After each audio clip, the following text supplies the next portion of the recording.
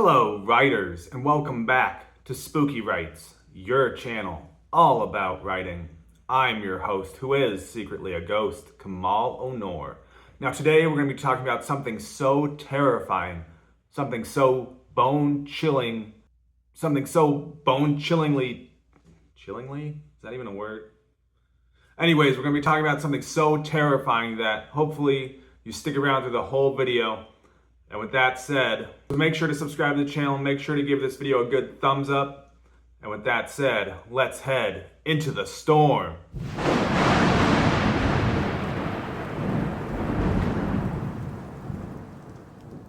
It's the raven's call, the werewolf's howl, the vampire's bite. You search through the woods for safety, but all you find is... Okay, rights. So today I want to be talking about the fact that people are not reading as much as you would hope. Humanities across the board in almost every educational avenue, in almost every type of school. Humanities are always on the chopping block. Humanities are getting removed from curriculum. And so what do we do as authors? What do we do as creatives and writers when the statistic is 1 in 5 people, so about 20% of the American population reads below a 6th grade reading level?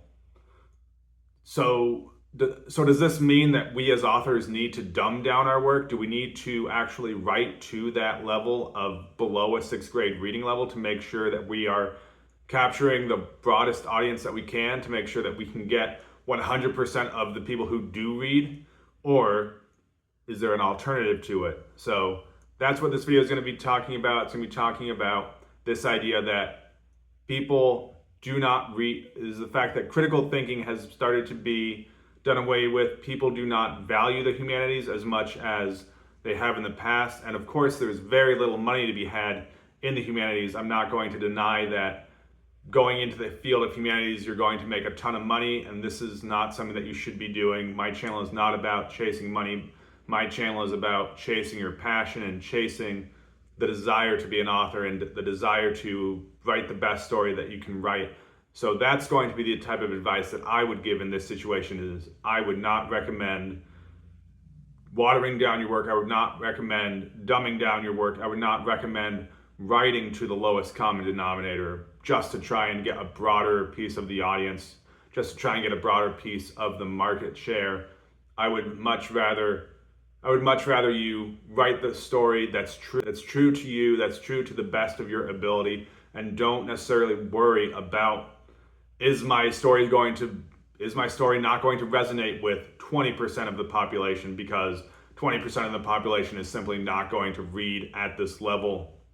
I think it is something that you do need to take into consideration, is your audience.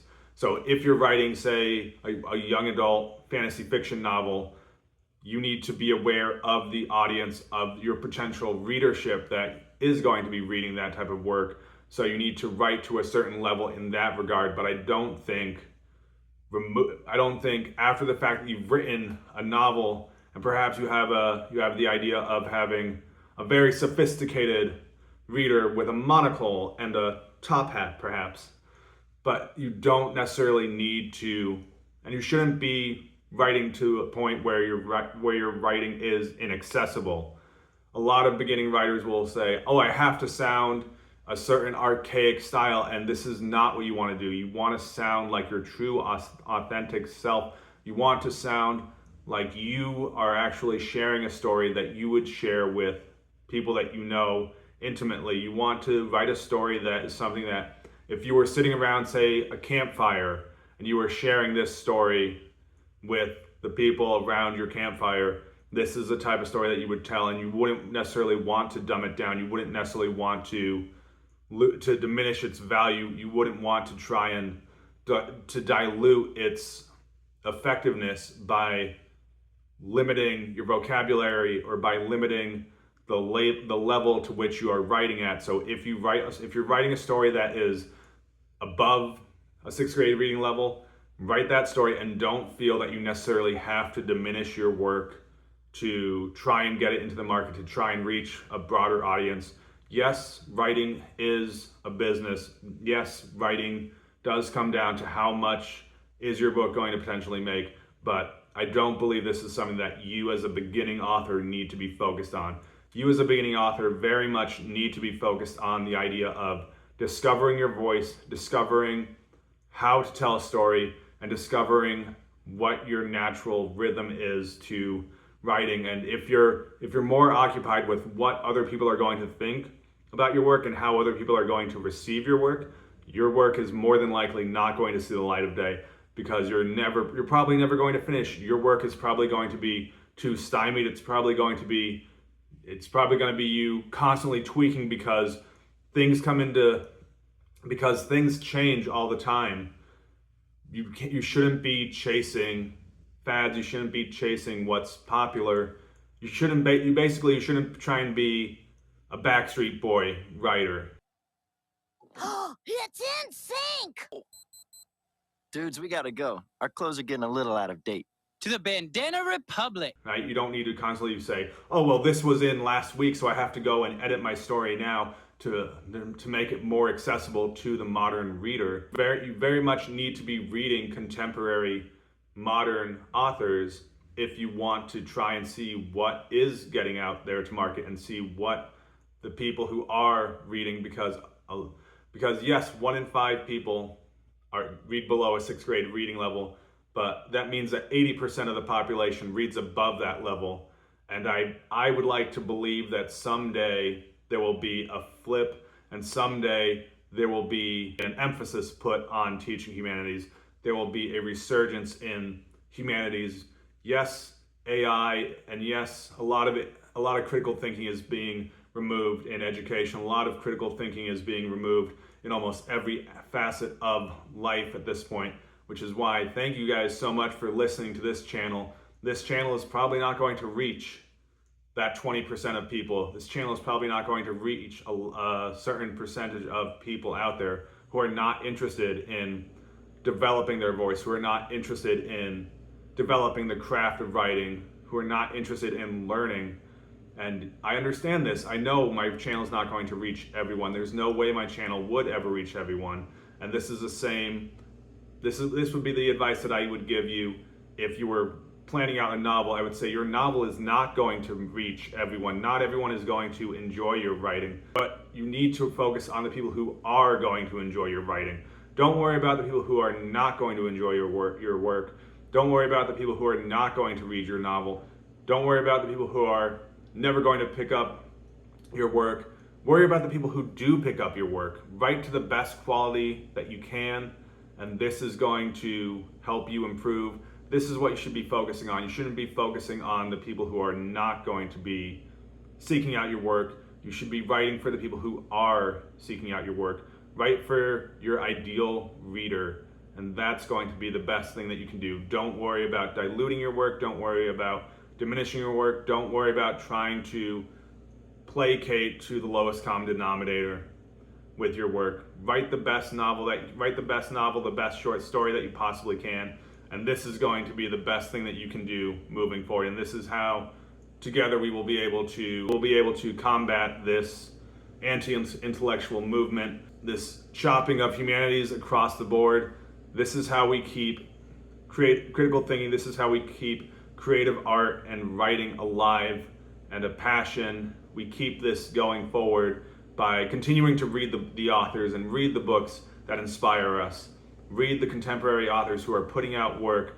Read the authors that are popular even, and get an idea of what is popular. You have to do so much reading as an author. And if you're one of those people who says, I don't enjoy reading, but I want to be a writer, it's going to be an uphill battle for you. It's going to be a very difficult time. But so I just wanted to talk about the idea of critical thinking being removed from writing. And a lot of people get that advice of, some people will be told, you need to dumb down your novel to have it be sellable. And I don't think there's much value in that as an idea. I think it's much more valuable to write the best novel, the best story that you possibly can, and it will eventually find a market. It will eventually find its people. writing is very much, you have to be very niche in your approach to writing. You can't write in every genre. You need to define what genre you're writing in, and you need to kind of define what your ideal readership looks like, and that's what you have to do to make sure that your work is successful and that your work does see the light of day. So hopefully that helps this whole movement not be quite as terrifying as you initially thought it was, as I initially thought it was, because I do think that's a very sad statistic. I think it's terrible that humanities are constantly chopped from classroom curriculum. I also think it's very sad that there was not much money to be made in humanities, regardless of what field you're going into within humanities. There's so much more money to be had in trades, and that's not necessarily a bad thing. That's just kind of something that you need to be aware of, is that yes, you could make a lot more money by going into construction, by going into a more blue-collar workspace. You could go into a career that's going to actually have a huge ROI on the time that you invest into it, as opposed to studying English or studying writing or studying art or any of these other humanities, because for some reason or another right now our society and our culture doesn't value these the same way it does those tangible, hands-on things. And I get it. I understand why, because we need people to build things. We need people to do those manual labor jobs. But at the same time, I also firmly believe that we need people to also do the humanities jobs. We need people to be creating art. We need people to be writing stories. We need people who are capable of critical thinking. And at some point, those skills will become incredibly valuable. It might just not be right now, unfortunately. So that's what I have for you this week. Again, hopefully you found some value from this video. Make sure to give it a good thumbs up if you enjoyed it, and make sure to subscribe to the channel, help it grow. And with that said, keep it spooky.